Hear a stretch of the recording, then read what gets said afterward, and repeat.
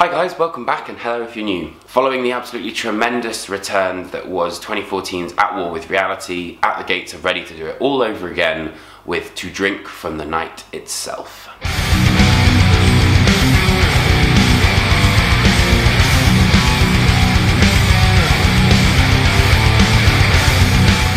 There are elements on To Drink from the Night Itself that are absolutely classic At the Gates. Sea of Starvation is a fantastic example, a Labyrinth of Tombs as well, and In Death They Shall Burn. So To Drink from the Night Itself is very much At the Gates exploring new ideas as much as it is, you know, improving on the old ones. But whilst exploring these new ideas, they haven't forgotten their classic songwriting tropes. Daggers of Black Haze opens with this kind of tremolo section,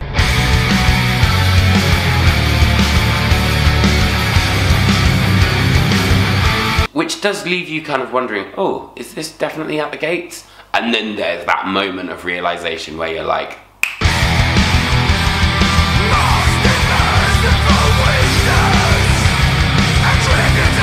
there it is. And again, on the same track, midway through the song, there's an entire change of mood where this acoustic guitar comes in and the pace totally changes.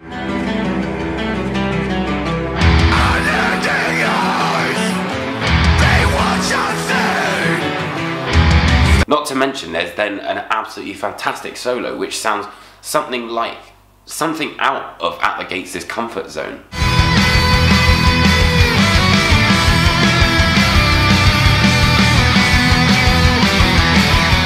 Before everything ironically comes together in the final section. So you've got this mix of the new creative element of At the Gates and the old in one particular song. In Nameless Sleep as well is probably the highlight in terms of guitar work. There is an absolutely fantastic solo which actually makes use of wah pedal, which is, as far as I can recall, very new to At the Gates. As much as I did love the solos on At War with Reality, there was an element of repetition, so it's really fresh to hear this new take on it. And then on Colours of the Beast, there are various Doom-style riffs where the band actually slow down, but of course it's still got that signature At the Gates sound. Similarly, the album opens up with Der Widerstand, which has this quite poignant string section, you know, which heightens this idea of the whole philosophy behind the record, which then closes with The Mirror Black. Right near the end of the track, you know, there's full strings which come in. It's a small orchestra, if anything, and it creates a very poignant finish contrasting against the beginning of the Der Widerstand. And again, the work on the drums is absolutely fantastic. There's elements of this kind of bounce on Daggers of Black Haze.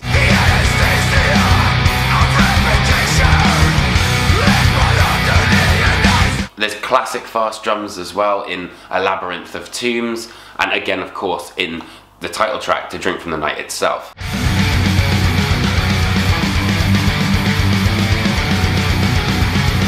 The album is based on the concept of art, so the idea of the art is that it's the night, so the creators drink from the night itself. But it's got these very abyssal, almost like Nietzschean lyrics behind it, really. And, you know, one of the best things about Thomas's delivery has always been this kind of raspy, you know, I can't do it. One of the finest moments on this is right at the end of Daggers of Black Haze, where you can, it almost sounds like he's shouting into the void.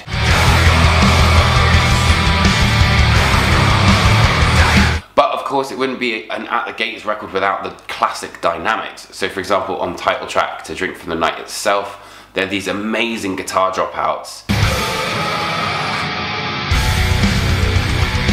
Really kind of have that impact when you go back into it. It's moulded around these guitar lines which complement the drums and the bass, but always are pushing the record forward. Only real negative I could find, if I'm being really nitpicky, is the introduction of Der Widerstand sounds a little bit odd when contrasted next to the title track.